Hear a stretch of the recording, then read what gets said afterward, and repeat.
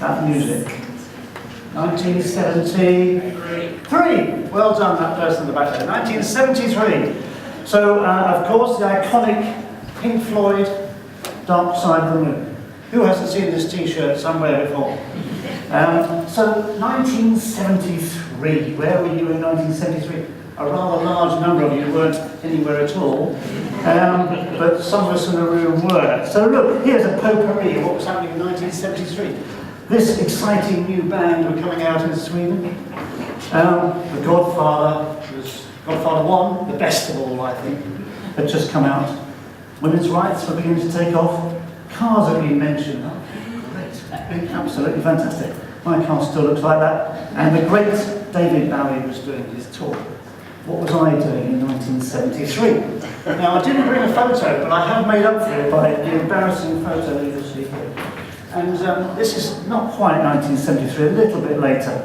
I was stuck up in northern India, developing an interest in pharmacology. I don't know if you can, if you can see that. I wasn't inhaling. I'm not quite sure what the headgear is all about. I can't quite remember. I think it's probably to keep the sunshine. Yeah. Fantastic place in the world. Okay, so I decided as a young man that I wanted to do research in medicine. And I went to an interview in Cambridge and they said, so, you sat down, first question, so you want to become a doctor? And I said, no, I want to do research. And they said, well, you're in the wrong place. And they sent me off to another interview, which I failed.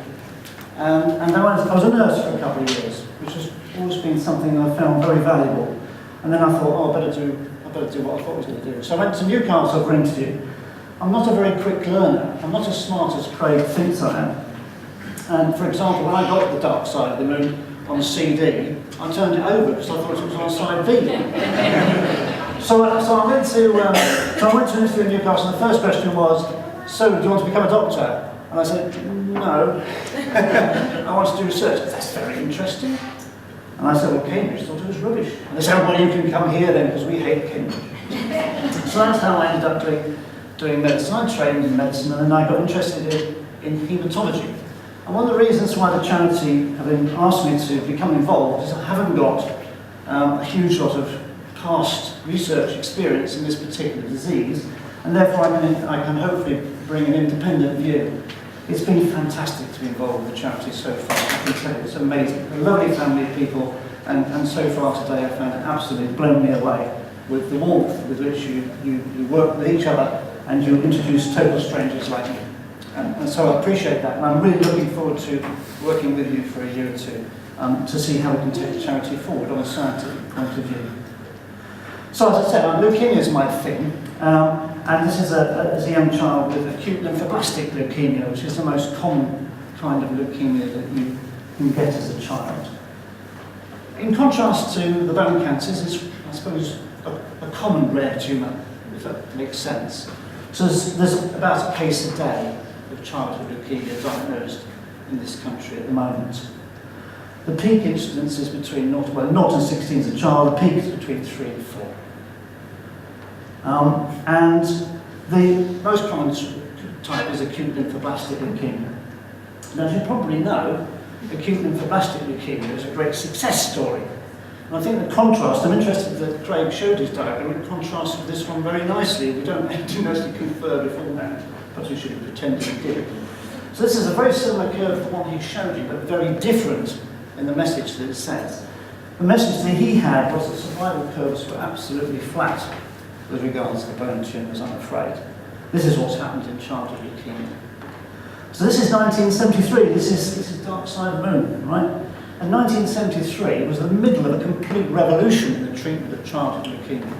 Along the bottom, you go from 1950 through to 2000, and I ran out of data for this graph. And you can see the survival curve here was about 0. And if you go back to the old literature, you'll find there are papers saying anybody who tries to treat a child with leukemia should basically be struck off. Because it's a totally immoral thing to do. Because everybody knows that any child who gets this is not going to have a happy outcome. Now, luckily, people ignored that and did their research. And you can see this massive acceleration in outcome towards 85 or 90% survival that occurred in a relatively short period of time. So the message here is that where there's no hope, that's not always the case. And when progress starts, it can happen quite quickly. So I think it's an important message to take home in any area of medicine, but particularly this area. And how's that done? Well, it's done by a succession of clinical trials when you have medicines that you can give which are effective. And this is another way of showing, a slightly more conventional way of showing the data that I've shown before. And it shows a series of clinical trials conducted between 1980 up until very recently, showing that steep but progressive increase in outcome. This, unfortunately, is a fairly typical survival curve, with several people's names you'll recognise on the bottom who are all involved with the charity, showing that our survival rates in osteosarcoma are nowhere near as good at the moment. So, the whole business about research in this area is to drag it from this situation into this situation. And how does that happen? Well, it happens through, I believe, through research. And I want to give you a couple of examples, well, a particular example. This example of a disease of chronic myeloid leukemia. Chronic myeloid leukemia, when I was a junior haematologist, you could present with chronic myeloid leukemia classically at the age of 35 to 50. You present with a very, very high white cell count. You desperately get it. The white cell count is so high that the blood, if you hold it up, is white, which is where the word leukemia, white blood, comes from. And the spleen and the liver become hugely enlarged. And you can see this under the microscope, this is that's a normal white cell, and these are the horrible little sods that occur in chronic myeloid leukemia. And when I first started practice, you had a little bit of chemotherapy you could give, the white cells would go away for a year or two, and inevitably, after about 2 or 3 years, they'd come back again, and the patient would succumb from that disease. Nasty, horrible disease to have. And the thing about chronic myeloid leukemia is that it's got a specific genetic abnormality in it. Okay? Every tumour cell carries a particular abnormality in the DNA called the Philadelphia chromosome. Called Philadelphia chromosome because it was discovered in Philadelphia. What a shame it wasn't discovered in Newcastle. And it was discovered originally by these couple of people who always think like a couple of bouncers outside the big market in Newcastle. Bring the chromosomes in here, mate. No way. So these Noel and Hungerford, these two chaps who first discovered it. And then a real hero of mine, Janet Rowley, was the one that, who basically characterised it in detail. And what they discovered was this is a normal set of chromosomes. They don't oblige you by lying in pairs like this. It's when you sort of take a picture, cut them up and line them up. You can see that we've got 22 of those and X and Y, depending on what you avoid or ignore. In chronic myeloid leukemia, the tumour cells, but not in all ones, just the tumour cells, have this abnormality, 922 translocation. And you can see this chromosome 9 is a bit bigger than it should be. Yeah? And this chromosome 22, the Philadelphia one, is a bit smaller than it should be. So Janet Rowley and the others discovered this. And the exciting thing is by breaking these chromosomes apart, one bit of one chromosome comes against another bit of another chromosome where it shouldn't be. And that produces the effect of putting your foot on the accelerator of a car and not taking it off. It drives the cells to divide when they shouldn't be.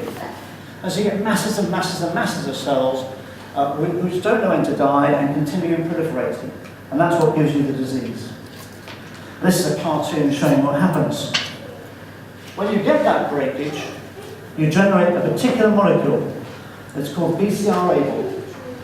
BCR-ABL, and some of you come across it in another context. You'll come across the drug that's used against another context, the sarcoma context.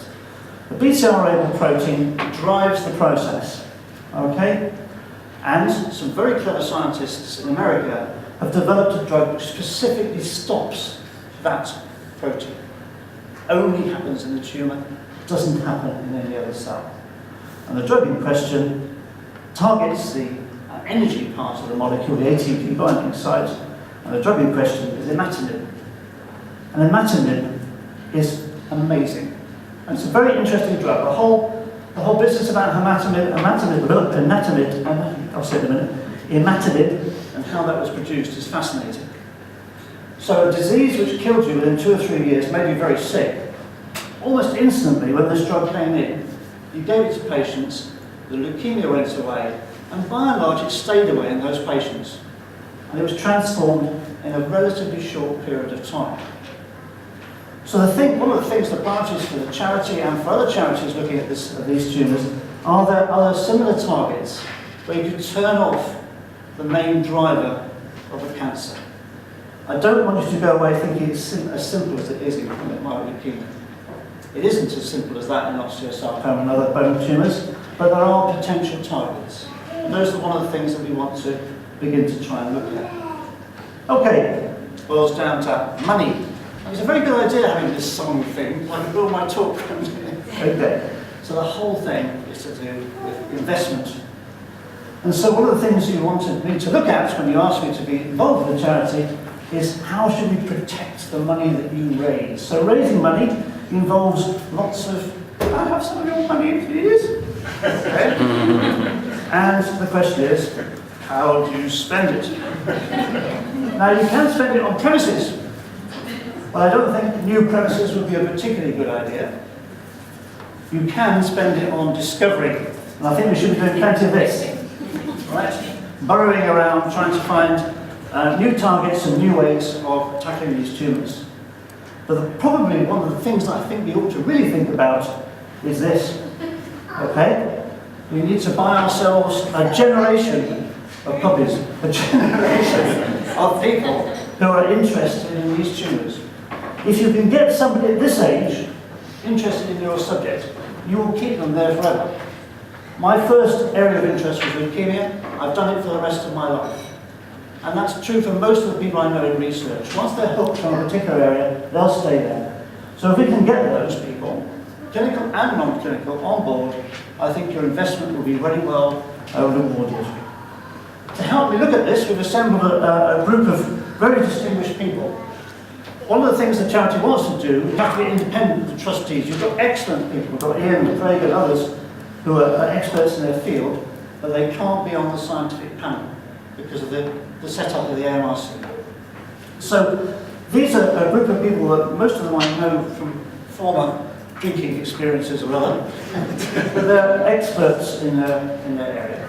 And we're going to get these people together, plus other people as well, to try and work out what the best way forward is in terms of what you want us to do and how we can best use that money, which is, I know, so difficult for you to raise.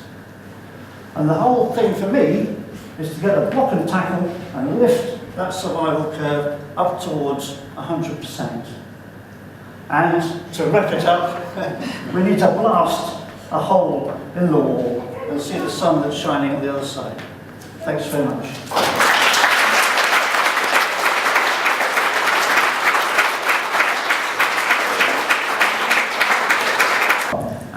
One thing there's two approaches. One, I think the science is really interesting. So I think if we get people out there, I mean, Craig and others are fantastic communicators, as you will have seen. So if we can get people out there talking about the scientific interest that lies under this, there's the human side we've heard very, very clearly, very obviously today. But there's a scientific interest there too. But also money helps.